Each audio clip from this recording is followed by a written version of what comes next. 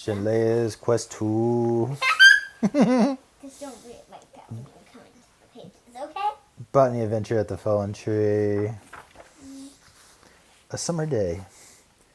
Adalia, Caitlin, and Peter stayed at grandmother's house all summer, playing in the fields and woods, studying plants, and helping grandmother with the garden. Late one afternoon, having picked a large basket of peas in the garden, the kids sat at the table, helping to shell the peas. Caitlin busily shelled all the peas she could, while Adalia helped out in her own way, saying, "One for me, one for the bowl. One for me, one for the bowl." Peter, meanwhile, started driving a pea around the table. Vroom, vroom, vroom, screech. He parked the pea back in the pod beside its buddies, then announced, "Look, Grandma, it's a carport and the cars are electric. See the little cords attached to each car?" "That's cool," Adalia said. Grandmother looked over Peter's shoulder at the pea pod and commented, "The thing you call a carport is what botanists call a carpel." "Huh?" responded Peter. "What?" "A carpel is like a docking station to feed the baby seeds," Grandmother explained. "One carpel supports one or more seeds, feeding them through little cords, the same way a baby is fed through its umbilical cord in the womb."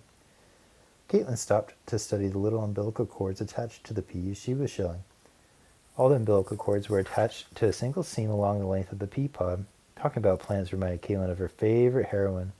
"I'd like to hear more about Shanley and the great tree," she commented. "Could you tell us another story tonight?"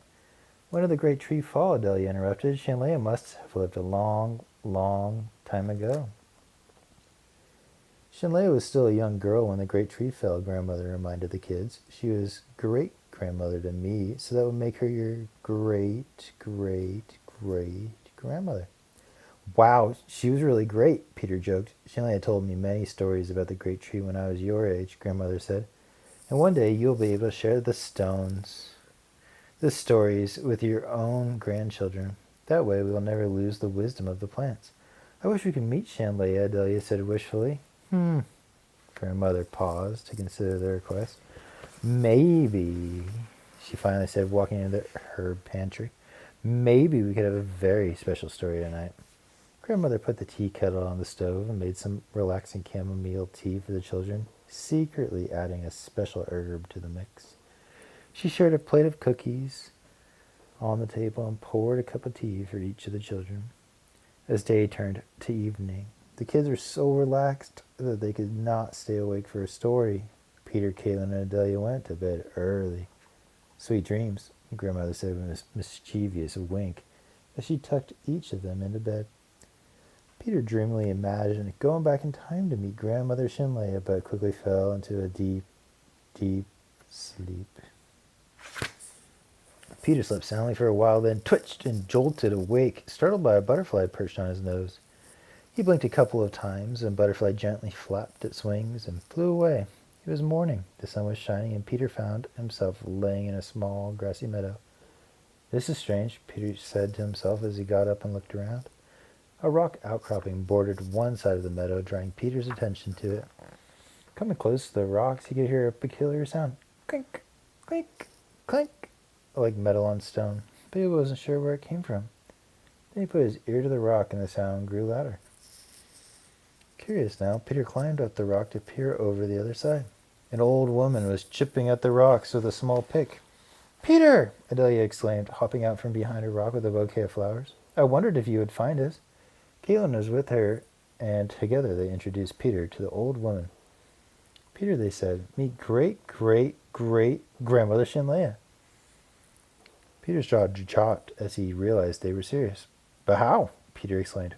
"Never mind now," Shanleyas cheerfully interjected. "I have something to show you." The children gathered around while Shanleyas dusted off a fossilized flower. "I've been searching for this for a long time," Shanleyas said. When the great tree fell and Father's sun soaked up all the Flower water, guardians. it allowed us to follow the trunk of the great tree back in time to see what came before. I finally found the point where the monocot flowers branched off from the dicot flowers.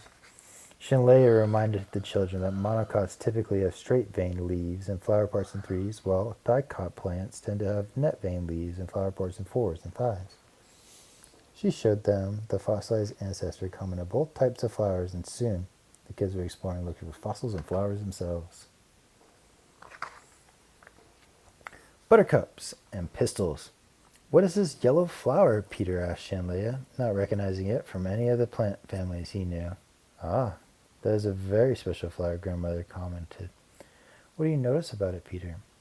It's strange, Peter said. Look, it has 5 sepals, 7 petals, a whole bunch of stamens, and a cone-like ball in the middle that must be the pistil. But I've never heard of a plant family with 7 petals before. Is that a distinctive family pattern? He queried. Shanleya giggled. That is a buttercup, and the most common pattern of the buttercup family is no pattern at all. She picked another flower and handed it to him. It was exactly the same species, but with only 5 petals. The buttercups we have today are not the ancestors of other plants, Shanleya said, but they have retained a lot of characteristics from ancestral plants. Buttercups are considered primitive flowers because there are a variable number of flower parts, often numerous, and the flowers are never fused together. Some have interesting spurs on the petals, like this columbine over here, but the petals are always separate from each other. Adelia loved to eat the sweet, nectar-rich spurs off the columbine flowers long before she knew anything about plant families. She gladly swiped the flower from Shanleya, yet was confused that a plant family would have no pattern. There are 2,500 species in the buttercup family, Shanleya continued, and many different flower forms, some with spurs, some with ordinary petals, and some with colored sepals that look like petals but no actual petals. Is this a buttercup? Caitlin asked, holding a pretty purple flower. It has only 4 petals. Not so fast, Shanleya said. Count again. Peter and Delia gathered around Caitlin's flower to get a better look. I remember a lesson we learned from the lily family, Peter said. When counting flower parts, always start from the outside and work inward. Caitlin turned the flower over to look at the back. Hey, there aren't any sepals, she said. I'm not sure about that, Peter replied. The first layer has to be the sepals, right? That's right, Shanleya said. This clematis has 4 colors, sepals, and no petals. Cool, Adelia said, but how do you identify flowers from a family with no pattern? There's one pattern that most buttercups have in common, Shanleya said. She directed the children's attention to the cone-like ball at the center of the first buttercup Peter found. Buttercups have 3 or more pistils, often numerous, usually in a cone-like cluster, and each pistil typically has a hooked tip if you look real close. I see it, Caitlin exclaimed. This flower has a lot of little pistils, and each pistil has a hooked tip. That's right, Shanleya said. Buttercups have lots of separate simple pistils, while most other flowers have a compound pistil with multiple carpels. Peter looked up at Shanleya quizzically. Simple? Compound? I know what a carpel is, Adelia interrupted. It's like a feeding station where one or more baby seeds are nourished inside the pistil. That's exactly right, Shanleya said. A simple pistil has 1 carpel, while a compound pistil has multiple carpels. What? Peter exclaimed, asking for clarification. I get it, said Adelia. The flowers evolved over time and the pistils got squished together to make compound pistils. You got it, Shanleya replied with a big smile. By counting the number of carpels, you can determine how many pistils have merged together. Is this flower edible like columbine? Adelia asked, pointing to monkshood. No! Shanleya exclaimed. Some species of monkshood are more deadly than poison hemlock or water hemlock. You must watch out for monkshood, delphiniums, and baneberry. They are the guardians of the buttercup family. A buttercup, however, is okay to taste, Shanleya said, reminding Peter of his yellow flower. It just has an acrid bite. A what? Peter queried as he tasted the flower. His tongue burned hot and he spit it out. I see what you mean, he said. That acrid quality is common to the buttercup, Shanleya said, but the mild ones are a nice way to spice up a salad. Is this flower a buttercup? Caitlin asked, pointing to a yellow flower. Or a rose? They look similar, don't they? Shanleya replied. This is a yellow avens.